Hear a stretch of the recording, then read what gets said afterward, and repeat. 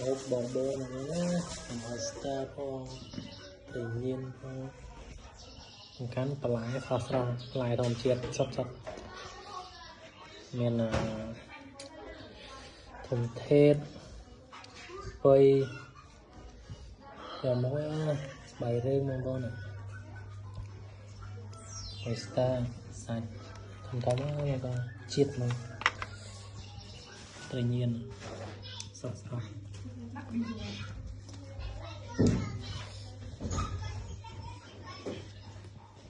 anh đã mong con